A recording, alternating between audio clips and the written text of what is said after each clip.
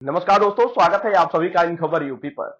देश में लोकसभा चुनाव हुए और नतीजे सामने आए। नतीजे सामने आने के बाद उत्तर प्रदेश की राजनीति में उथल पुथल का दौर जारी है, क्योंकि उत्तर प्रदेश से खासकर बीजेपी के लिए अप्रत्याशित नतीजा सामने आया। जो बीजेपी 62 सीट पर 2019 में थी, हालांकि बाद में उपचुनाव हुए तो 2 सीटें और आ गई, यानी कि 64 सीट वहां से सिमट कर सिर्फ और सिर्फ 33 सीट पर आ गई। और एनडीए की बात करें तो 36 सीट। बीजेपी के लिए ये नतीजा अप्रत्याशित था। अब इसके बाद विपक्षी दल भी हमलावर हैं। इस क्रम में सपा नेता शिवपाल सिंह यादव ने जमकर बीजेपी पर हमला बोला है। उन्होंने कहा कि बीजेपी अहंकार में चूर थी, अहंकार जनता ने तोड़ दिया। बीजेपी विपक्ष के नेताओं पर जो है फर्जी रिपोर्ट तैयार कराकर सबको जेल में डालना चाहती थी। ये चुनाव बड़ा ही महत्वपूर्ण था और बड़ा ही कठिन था, लेकिन इस चुनाव को हमने लड़ा। और कठिन इसलिए था क्योंकि बीजेपी जो है जोड़ तोड़ कर रही थी। जरा भी सुनिए कि शिवपाल सिंह यादव ने क्या कुछ आरोप लगाया है। चुनौतियां तो थी ही, और चुनौतियां इसलिए थी कि भारतीय जनता पार्टी चुप रहो, बोलो ना। बड़े अहंकार में थी और अहंकार के साथ साथ पूरे विपक्ष को ख़त्म करना चाहती थी।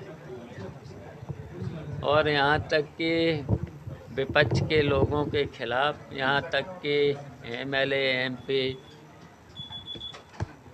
और जितने भी जनता के चुने हुए लोग थे, और ख़ासकर समाजवादी पार्टी और इंडिया गठबंधन के लोगों के खिलाफ झूठी रिपोर्टें लिखा करके जेल में भेजना। और इसी तरीके से चुनाव में भी आपने देखा होगा, हमारे संभल में, बदायूं में प्रशासनिक अधिकारियों के द्वारा और धमकाना, प्रधानों के बस्ते जमा कराना, जो डीलर वगैरह होते हैं ना, जो कोठेदार, उनकी दुकानों को रद्द कराना, ये सब धमकाना। और हमारे समाजवादी पार्टी के लोगों को, कार्यकर्ताओं को झूठा मुकदमा, अगर झूठा मुकदमा नहीं, किसी ने झूठी शिकायत ही कर दी तो उसे गिरफ्तार करना। तो ये सब चल रहा था।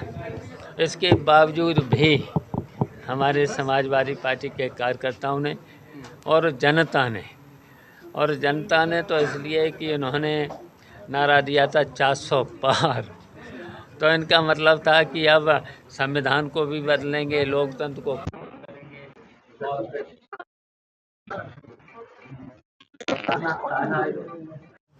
तानाशाही को हराने का काम किया है जनता ने और समाजवादी पार्टी के कार्यकर्ताओं ने। तो इसलिए ये जीत जनता की और समाजवादी पार्टी के कार्यकर्ताओं की जीत है। आज बड़ी बैठक होने जा रही दिल्ली में एनडीए और सरकार बनाने जा रहे हैं प्रधानमंत्री नरेंद्र मोदी फिर से प्रधानमंत्री। तो उसमें हमें क्या कहना है? अभी हमें कुछ नहीं कहना सर, है। कुछ अभी सांसद आपके रह गए, जैसा कि आपने लेकिन कहा सर, लेकिन इतना है कि हम जानते हैं कि अहंकार तो टूट गया है। क्या लगता है सरकार आगे चलेगी समर्थन के साथ सरकार बनाने जा रही है? अब देखते जाओ। 37 सीटों के साथ अब देखते जाओ। पार्टी बन गई है समाजवादी पार्टी, तीसरी सबसे बड़ी पार्टी। कैसे देखते हैं? आज नेताजी होते शायद बेहद खुश होते। तो देखिए, नेताजी का तो हमेशा आशीर्वाद रहा। नेताजी के आदर्शों पर हम लोग चल रहे हैं और नेताजी के नीतियों पर और आदर्शों पर चलने के कारण ही हम लोगों ने भारतीय जनता पार्टी को हरा करके और भारतीय जनता पार्टी को पीछे छोड़ा है और समाजवादी पार्टी आगे निकली। समाजवादी पार्टी की 5 महिला सांसद जो है दिल्ली पहुंच रही है, कैसे देखते हैं? देखिए, सांसद 37 पहुँचे हैं समाजवादी पार्टी और महिलाएं भी पहुँची हैं 5, और सभी वर्ग के लोग, सभी देखिए, सभी वर्ग के लोग पहुँचे हैं। जी। क्या कहेंगे सर, कुछ सांसद की कमी रह गई, नहीं तो आप सत्ता में होते? चलिए, आप देखेंगे, वो तो देखेंगे, अब उसकी तो समीक्षा करेंगे क्यों रह गए।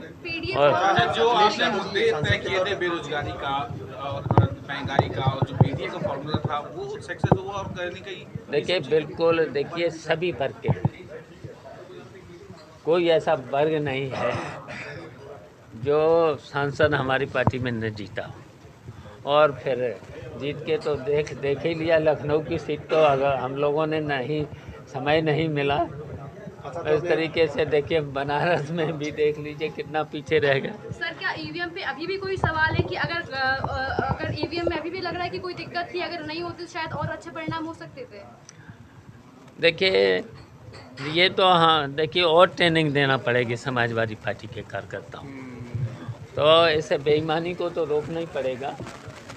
रोका भी है, ऐसा नहीं है ना, हम लोगों ने रोका है समाजवादी पार्टी के कार्यकर्ता, और अभी समाजवादी पार्टी के कार्यकर्ताओं को ट्रेनिंग देना पड़ेगी। इस बेईमानी को रोकने के लिए बहुत कुछ ट्रेनिंग देना आप पड़ेगा। लोगों को सर ये अपील काम दिया कि आप लोगों ने कहा था कि शाम तक डटे रहें, सर्टिफिकेट लेकर ही लौटें, क्या ये काम दिया ये अपील? हाँ, ये तो खैर दिया है, कोशिश तो बहुत करी गई, लेकिन कहीं कहीं थोड़ा सा हुआ है, बताएंगे। चलिए, तो सुना आपने कि शिवपाल यादव ने क्या कुछ कहा है और किस तरीके से जो है बीजेपी पर वो भड़क रहे हैं। दरअसल चुनाव के जो नतीजे सामने आए हैं उसमें समाजवादी पार्टी को बड़ा ही जो है बड़ा बढ़िया नतीजा निकलकर सामने आया है और बड़ी सीट हासिल हुई है और समाजवादी पार्टी जो है तीसरी सबसे बड़ी पार्टी बनकर उभरी है। इसके बाद जो है सपा के खेमे में खुशियों की लहर है और समाजवादी पार्टी जमकर बीजेपी पर हमलावर है। खैर, शिवपाल यादव की इन बातों पर आपकी क्या राय है? आप अपनी राय कमेंट बॉक्स में हमारे साथ जरूर साझा कीजिएगा।